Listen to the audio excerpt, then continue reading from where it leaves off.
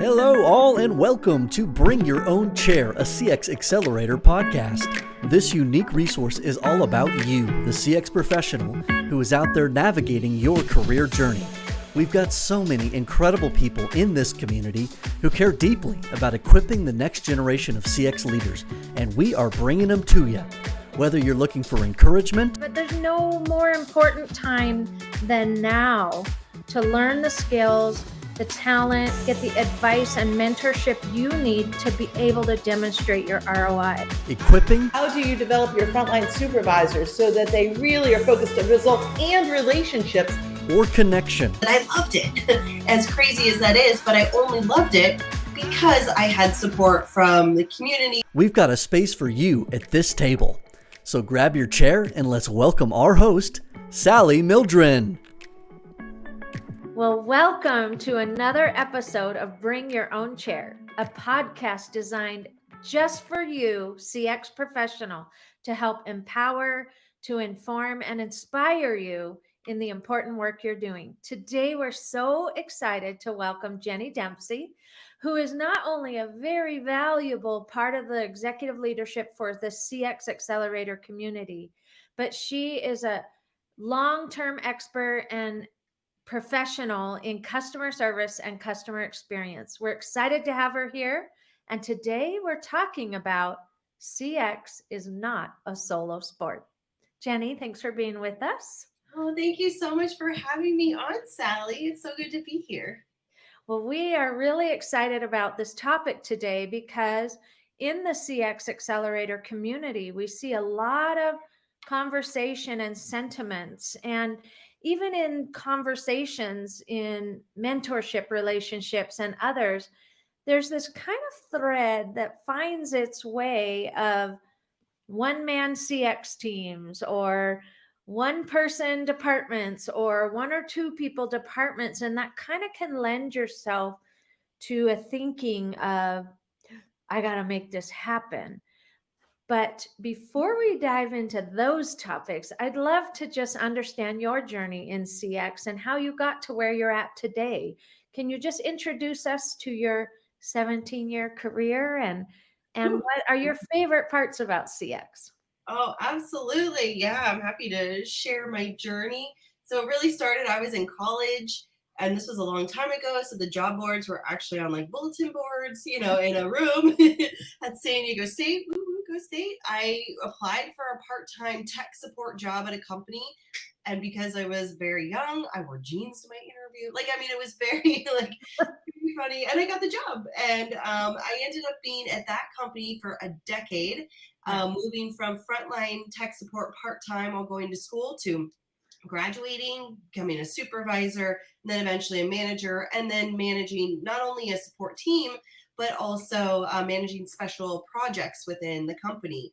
I had a great leader, Jeremy Watkin. He was my boss at that time, really a great mentor, brother from another mother that really inspired me to, push the limits of customer service and customer experience before there was really all the stuff going on out in the world. And because we really found it so fascinating, we decided to start a blog together. So customerservicelife.com is a blog that we started back in 2012 because the people around us were really tired of hearing about customer service. So we're like, okay, we can't talk to them, but let's just start a blog and write about it. So we started that, and it really became an outlet for sharing things that we're learning, because in this type of industry, it's not perfect. We're working, with people, and expectations change every day. And so learning how to manage a team successfully, learning how to manage, and work with customers to the best of our ability. And so after a while, found some new roles, moved up to director level at different companies. And in those cases, I was the only person at customer service island, our customer experience island, kind of doing it all. That happened continuously throughout the rest of my career. And I found that I loved it, as crazy as that is, but I only loved it because I had support from the community, but also from others in the company. And so I know we'll get into that and what made that successful and what made that also very challenging to get that support. But, at some point I decided okay, I've been doing this a long time. And then, maybe I should do some stuff on the side. And so I kind of started picking up some speaking events. I spoke at a Zendesk Relates. I've spoken at ICMI events, support driven events. I had an event in Paris that I spoke at, which was super fun. And then Udemy for Business asked if I would do a professional training course. So I have a Udemy for Business course now, customer service, foundational building process that can take agents from knowing nothing to, at the end, being able to be super successful in their careers. I'm working on a second course, by the way. Good. And then in November, my company laid everyone off, a lot of people off, and I was part of that. And so I had to really reevaluate. I have years and years of experience. I have a lot of stuff going on, projects on the side, and kind of for a lot of us, reevaluating work life really was at the forefront. And I was like, I want to do things different. How do I do that?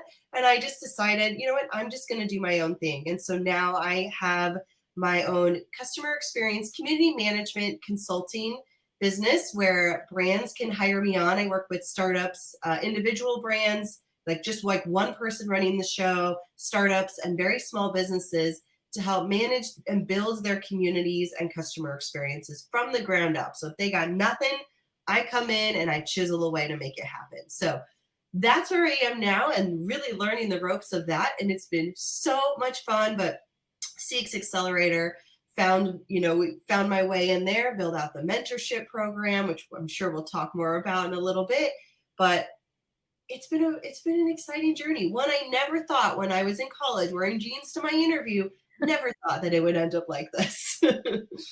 That's awesome. Well, I love it. And I love that the common thread through all of that is this commitment to people.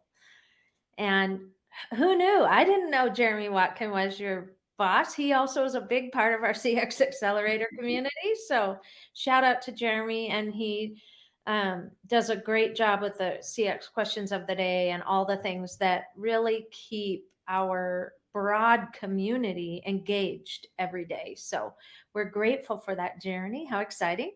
So one of the things that I learned in business as a CX leader, and I was the pilot leader for a Fortune 500 company that existed in 48 states.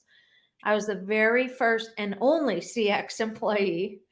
I went from over a team of 6 to over a team of 100 in 5 different areas. And in the process, they're like, oh yeah, actually, I think you should fix CX for providers and patients in this case, and employee engagement. So got the whole thing. Why not? Let's just take the roof off.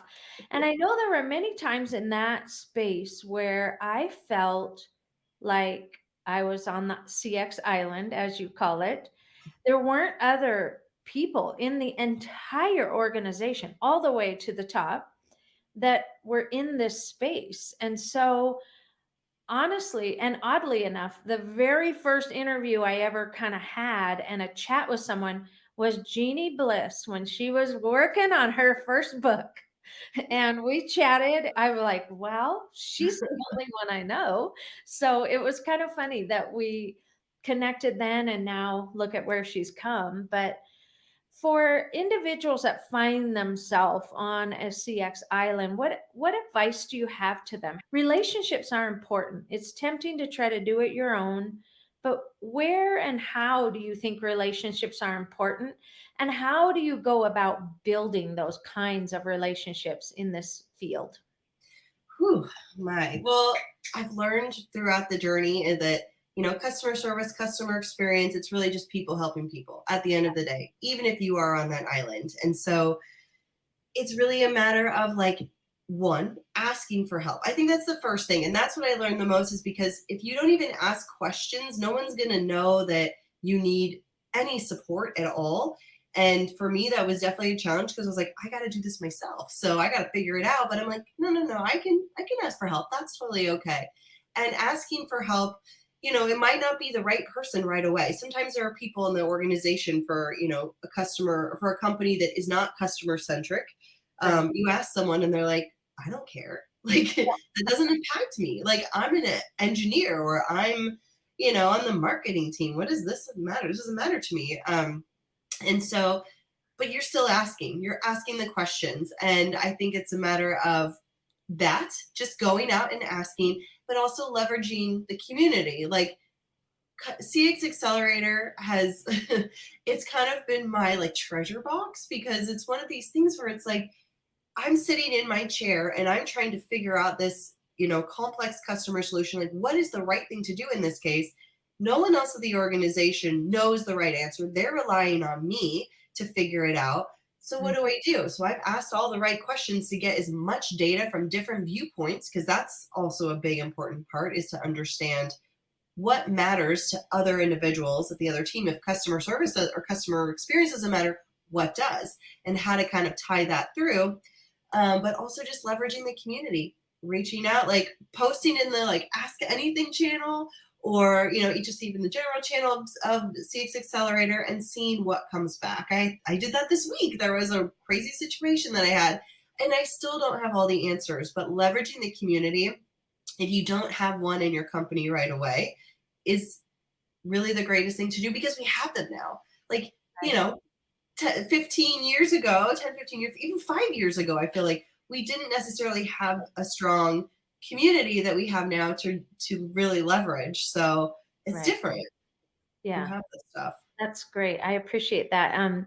One of our upcoming episodes is with Karen Hurt. And when we were chatting about the conversation, similar to this, she said the thing that she was really good at was coming in confident and leveraging her network. And there were a lot of times in her career where she phoned a friend or phoned somebody she knew, or leveraged her network to say, oh my gosh, can you help me? What would you say in this case? And there's a really funny little scenario she plays in that episode coming up. So it'll be terrific for our listeners to hear. It applies to everybody, even the people who are impacting tens of thousands of people across the globe. This kind of concept is super essential. The other thing that I found in my career, and certainly in the mentoring, it's come up. I've participated in the mentoring program as a mentor in CX Accelerator. In fact, this morning I had a call for a little over an hour with one of my folks. One of the things that comes up is kind of this relationship inside the organization as well. And I have noticed from various individuals, and certainly from my own experience, almost this us versus them mentality, because like you said, the engineers don't understand, or maybe sometimes it's marketing that doesn't understand, or the CEO. And there's this constant kind of drum of question in our community and in other relationships where people don't know how to build that kind of collaborative buy-in. Do you have any thoughts or advice for folks that are looking to really build relational collaboration within the organization? Yeah. What I have found that works is that I had to learn to really understand the values of the other team. So I'm just going to use engineering as an example, because that's a great one. It's not that they don't care. Like, they're probably caring, kind people. They just, they've never had a situation maybe in a particular organization where they had to focus on the customer. So it's, what do they focus on? What matters? Like, speak their language. And so I found that the most successful things to understand what other teammates care about is to just talk with them, and it's a matter of like taking the time to do it. And it sounds so ridiculous, but it's like, let's go grab a coffee. Let's go walk around the office, or let's hop on a Zoom call and I got a couple questions, and just having a conversation, just like we're having now, of like, hey, like, here, like, what's going on? Like, here's what's going on for me. Can you tell me anything in here that might resonate with you? Or like, what are you working on? Or what's important to you right now? Like, just actually asking questions and understanding their point of view to understand what they value, because then you can kind of, and it sounds a little manipulative in a way, but you can really understand what matters to them, speak their language. So when you are crafting up, customer experience data or metrics or things that you need done, you can communicate that to them very clearly in a way that they'll be like, oh yeah, I'm on board for this because this matters to me too. Right. And so you have to kind of toggle it. And I think honestly, this looks different for so many departments. What matters to engineering is going to be different than what matters to biz dev Right. or, marketing or design or, you name it, and to stakeholders. And so I think it's just like, we really have to focus on building those relationships, understand what matters to those people. And then when we are crafting things to try to get their buy-in, to put it in a way that makes sense to them. And I know sometimes that seems like a big, hard project because there's all this extra time that you're spending, talking and not doing the work, but it pays off in the end because relationships are really at the forefront of everything. That's what's going to make the biggest impact across the board. And personally, I have had the most success with that, just by building those relationships, understanding what matters. And then it's like, oh, here, this is what matters. And, a year later, once that's all kind of like hashed out, you could go to someone and they get it and they understand and they're on your side. You're no longer on customer service island on your own. So, Right. yeah.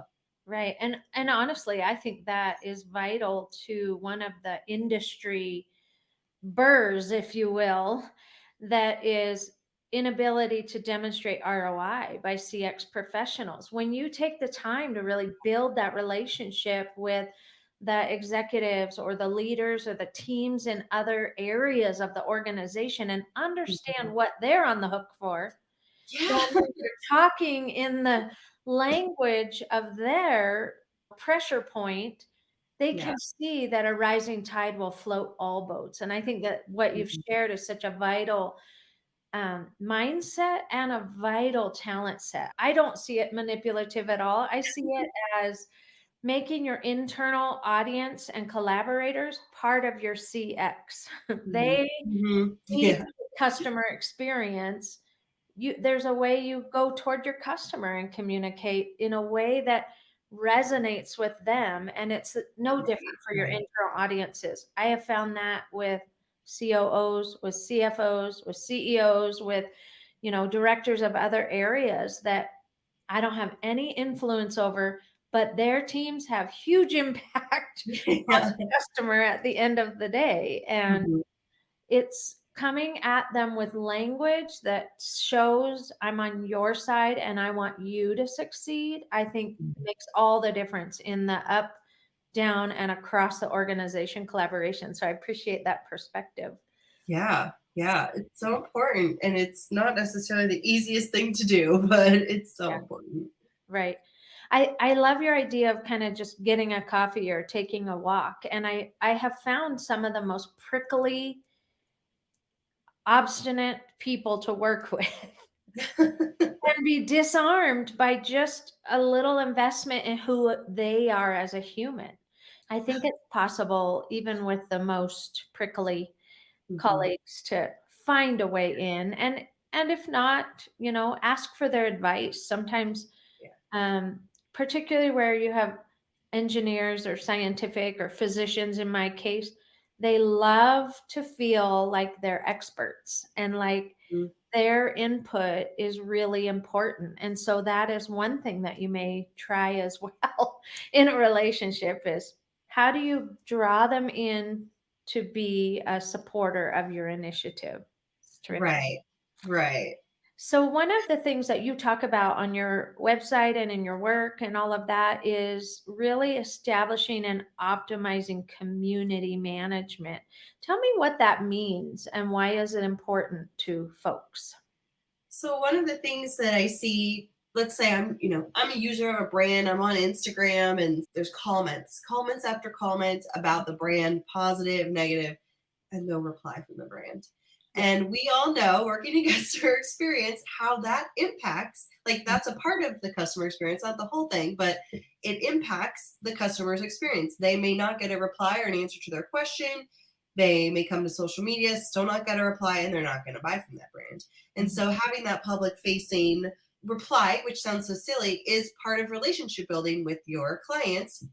and answering direct messages, but also working to make it accessible, whether it's getting answers to questions or just connecting with other brand users. There's so many platforms out there. Sephora, for example, has a really great community where you log in and people who are using the same products as you can comment on threads, and it sounds so silly, but you learn how to use things, and it's very user generated. And so even CX Accelerator for our community is an example. Industry specific communities are so powerful because we're able to connect with others who are doing similar projects as us, and get insights and see them in person at conferences and learn from one another, mentor or be mentored by. And so community is huge for me. It's always been a part of everything that I've done with customer service and experience in general. I have that in my mind. So I see so much value when that's there. So I was like, I'm just going to step in and I'm going to offer that to brands who maybe don't have the bandwidth. Because a lot of the times I see, like a CEO of a company is like, I'm trying to figure this out. I'm trying to get to all the DMs and I can't. I can't answer all the questions, or, they have someone from the business team responding to messages and they are not very friendly. Unless they're not mean, but they're just not very friendly or helpful. And so stepping in to make sure that that's developed, that there's a cadence developed as far as responding to those, that there's a playbook created of how to respond, different types of messaging that we can use that's brand friendly. And a way to also, the biggest thing that I found is, it's just a comment on a post, but what are people saying? How are people saying it? And I would look for trend management, look for ways that might be, user generated content that we can use on a future social post, look for things that might be helpful for a knowledge base article or a blog post or future ad campaign. How are people saying things? What matters to people? Going back to that, what matters to the individuals? What can we learn? And we learned so much through these. So creating presentations literally on all of these trends and data that comes through in just comment replies or emails or text messages or whatever communications with that. I really just get it down to this granular level and present it and be like, here are the opportunities with what people are saying. And it's endless. The opportunities are endless. The ROI on that, having this ability, it's like opening up a buffet of ooh, I can do this. I can do this. I can do this now because I can see it all, rather than, oh my God, I just got to get to the DMs. It's so much more than that.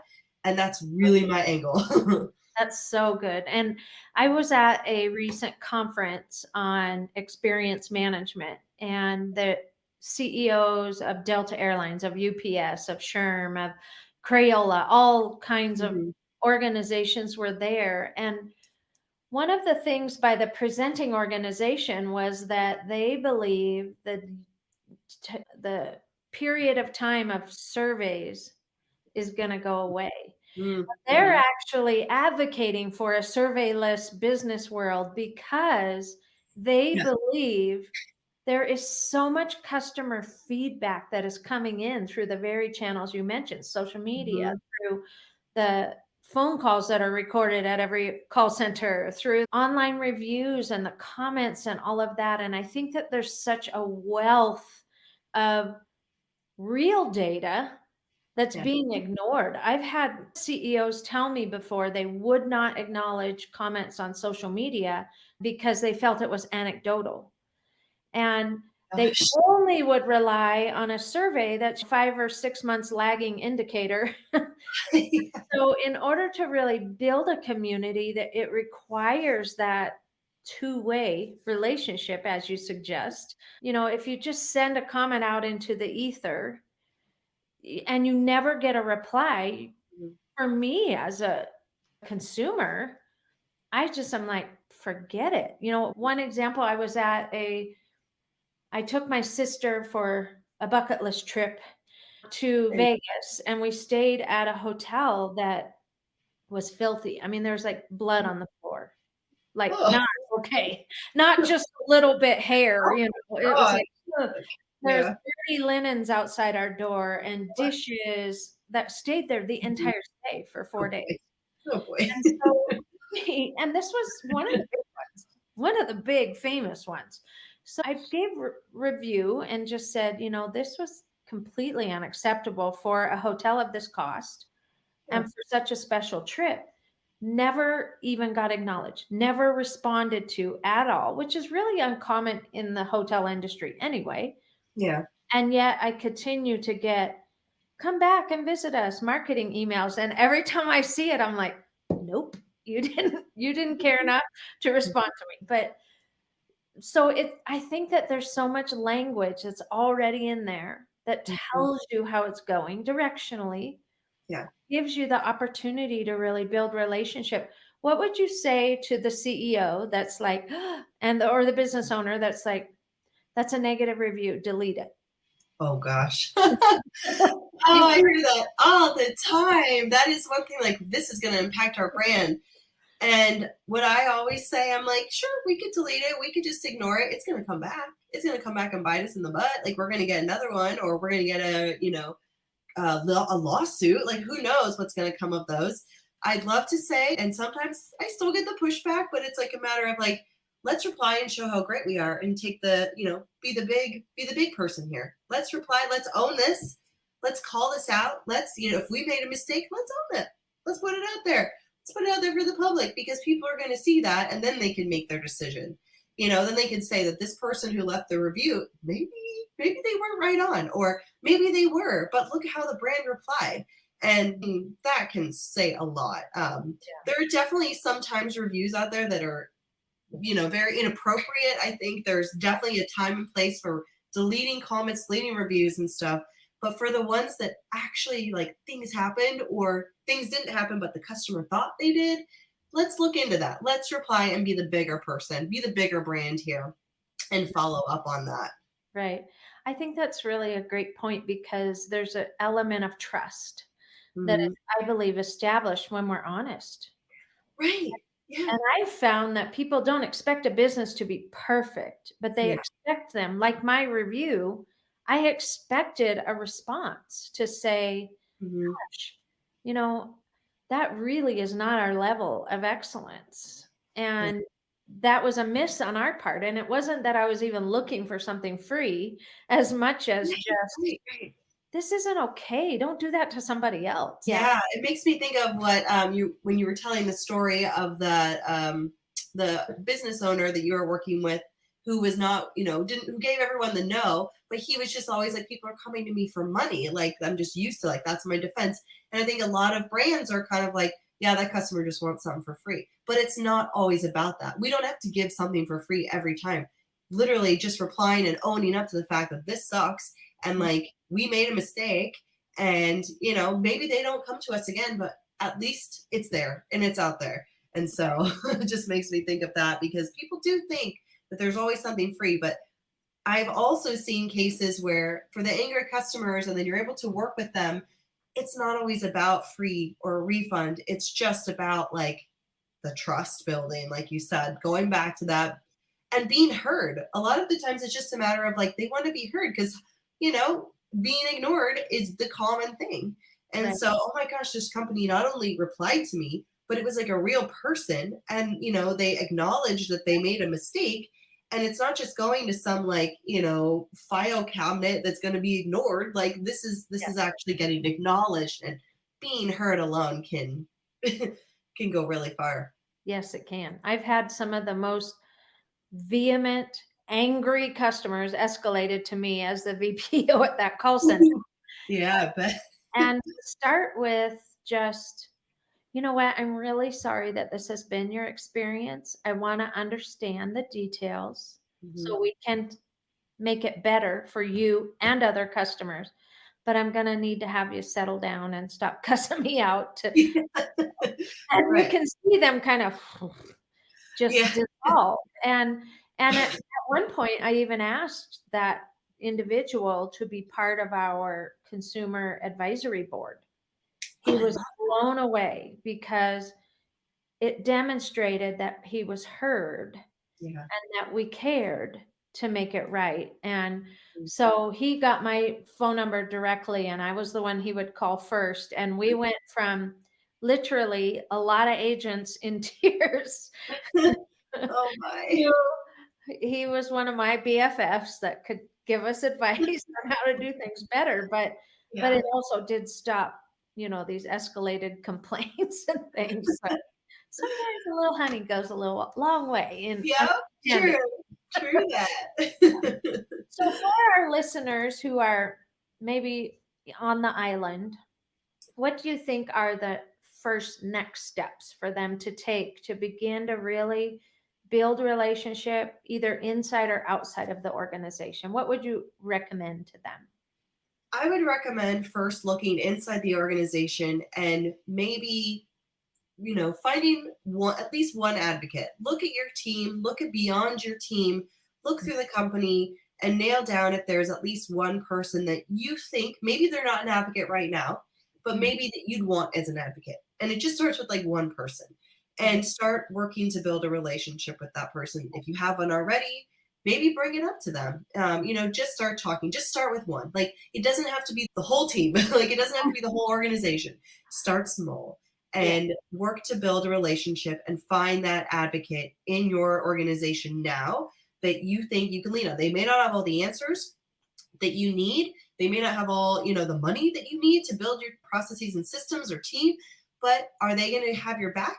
Cool. Let's work on that first. Then, next step would be if you're not already in CX Accelerator, join CX Accelerator. Not that that's like a plug, but like honestly, the value is just, it's there. And, start, putting questions in the channels or, if you see someone who shares something that resonates with you, send them a message and be like, hey, this is really interesting. Would you have time to hop on a call and talk about this? Like, it sounds so silly, but this is kind of just funny, but like, I went to a customer experience conference years ago, and I remember my company was like, yeah, of course, like customer experience conferences are full of the nicest people because they're all people at customer experience conferences. And it's true. Like, we all are working in an industry to help and support others. So we're all those types of people. So you're in good company.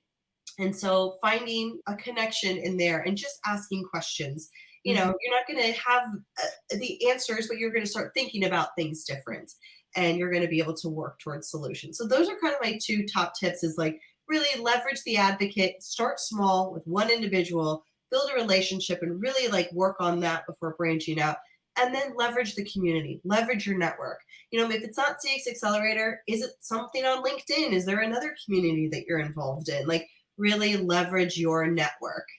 Sure. One of the things I didn't really have visibility to, and I think it was just because I was in a myopic, oh my gosh, survive. I didn't really know where to look to get mentors in the profession. CX is such an evolving field, and there's so much, regardless of if you've been in it a year or 20, I feel like there's still so much. The consumer is changing, business is changing. Coming out of the last several years, there's revenue issues. Layoffs are happening. I mean, the do more with less mantra right now. I feel like there's never been a more important time to have somebody or a community to really lean into. So what would you say to folks, whether brand new or been around the block? Why is mentorship or that kind of relationship important as well? Whew, oh man. So, I mean, mentorship, you're going to gain so much whether you are the mentor or you're the mentee, just as you said. Like, sometimes I find that mentors actually take away more because it's like holding up a mirror in front of their faces when they're talking to their mentee because their mentee is experiencing something and the mentor has like, oh, I've encountered that too, but I went about it a different way and they're going about it this way. And that's genius. Yeah. And so, or like, that's a struggle that I have not faced. And how would I respond? And so it just makes you think differently. It shifts your mindset a little bit. It gives you a little more wisdom from both sides. Right. And I think you touched on a really important part that experience in mentorship doesn't matter. There could be people with, 20 plus years of experience who are getting mentored. And that shows the type of person they are. I think a lot of people think, oh gosh, if you have that much experience, why would you need a mentor? But again, you can learn from so much. So the CX Accelerator Micro Mentorship Program kicked off for the spring.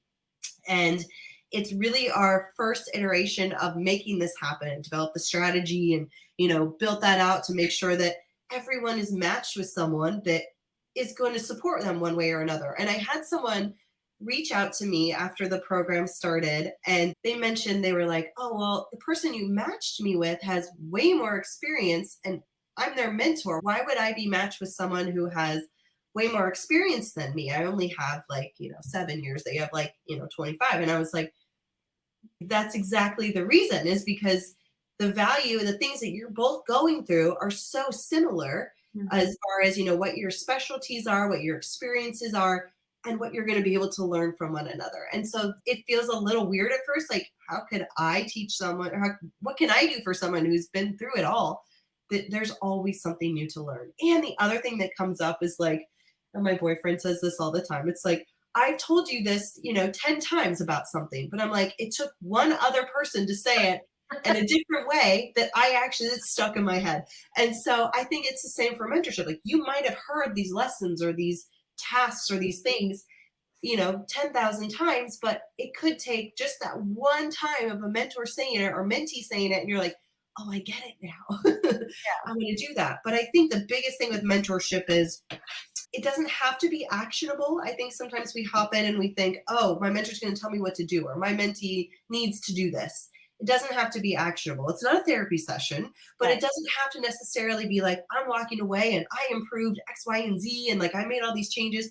It could literally just be brainstorming. It could literally just be conversations to put ideas in your mind and challenge you a little bit to think differently before you're acting. So it doesn't have to be super busy and actionable and so much work. It's just a matter of let's talk about the things that are going on that I am running into, and let's talk about them maybe in different ways than we haven't thought of before. And that could be it. And that, 10 years later, you might be like, oh my gosh, my mentor said this. Maybe I can apply this now. It's going to come back. The mentorship program is going to keep coming up. It's not going to leave. You're going to think about it. You're going to run into a situation a couple years later and be like, oh my gosh, when I worked with my mentor, we talked about this and now I can implement this. Right. So it doesn't have to be action right away. It doesn't have to be pressure. I think that's the big thing too, is that time-wise, I know for myself, sometimes I'm like, well, maybe I don't want to participate because I don't have the time to do things. Well, it doesn't necessarily have to be doing things. Right. It can be what you want it to be. And that's also important, at least from what I've experienced too. That's so good. And I love the point you make about teaching you to think differently. Because in my life, when I have had business coaches and mentors or CEOs who were mentors, when I did have those relationships, that is the number one thing I took away was, a different way of looking at things, which honestly, if we can't get out of our one way of seeing it, we're never going to innovate for our customer. We're never going to bring the very best to the organization. And so I love that concept of just seeing things differently. And sometimes personally, professionally, all of the things, it makes us a better person by being able to be open to other ways of seeing things. And I love that about the discussion boards too. I feel like, I'll throw something up and think, okay, I totally mean it this way. And other people will weigh in and go, oh, I don't see it that way at all. I'm like, okay. I learn a new way of seeing and a new way of being in the world, which I think keeps us relevant, but also keeps us in tune with humanity and with what we need to do in our job. Whether that new way of seeing it is a better way to look at the numbers in your business or a better way to relate to the end user or the customer. I think that those are all really valuable lessons. Thank you very much. So Jenny, my last question to you is, what good books or podcasts, or what are some of your favorites that have been instrumental to you in your career now, especially as you're kind of embarking on this new consulting journey? What can you recommend to our team to? Oh my goodness. Well, one of the things, so podcast wise, I feel like I listen to so many podcasts. one of the ones that comes up a lot for me that I've been a consistent listener of for many years is the Marie Forleo podcast. And while that sounds totally off the topic of customer experience, there are so many things that relate to who you are as a leader and how you show up at work. And that helps in the long run, supporting teams, supporting customer. And so I find so much value with that. There are several other books. Let me actually, I have one right in front of me. It's, I've been a big fan of, as I just dropped everything, the Creating Super Fans for Brittany Hodak's book. And this is not a promotion. Like, I just really love it. I think it's been very valuable and it's been really fun. It's been a fun read. And that's kind of just like what's on my radar right now. Gosh, there's so much out there. So those are the two that I'm really going to stick with that have made the biggest impact on me on a regular basis, just like the day-to-day stuff. So yeah. Well, I was looking for the book Belonging to the Brand also, which talks a lot about community building that you touched on with your business. I think it's got some good insights as well. So, and of course, Bring Your Own Chair, a new podcast, will be on our favorite list in no time. Exactly. It's going to be right top one, favorite. Well, we are going to put in the show notes the link to Jenny's website, to her customer service toolbox course that she mentioned earlier, and of course to the CX Accelerator. If you aren't part of that community, you're welcome. It's a free nonprofit community that is built and designed to empower you in whatever stage you're at in your customer service and customer experience career. We're here for you, and we're excited that you joined us today. Jenny, thanks for being with us. Thank you. Thank you so much for having me. This was a great conversation, Sally. You are wonderful. Thank you. Well, I appreciate that. I receive it. And we will see you next time where we're talking with Karen Hurt about how do I grow my career without losing myself. It'll be a great episode. We'll look forward to having you join us. Bye. In this episode, there are some great tips on how to build and operate a community, whether for your own career or for your brand and customers, as well as some advice for the value of becoming a mentor or finding one. Thank you, Jenny and Sally, for sharing your insights and connecting this community once more. Thanks for joining Bring Your Own Chair, a CX Accelerator podcast. Make sure you get involved with the CX Accelerator community at cxaccelerator.com. Consider recommending this episode or podcast to someone in your network and give them a seat at the table.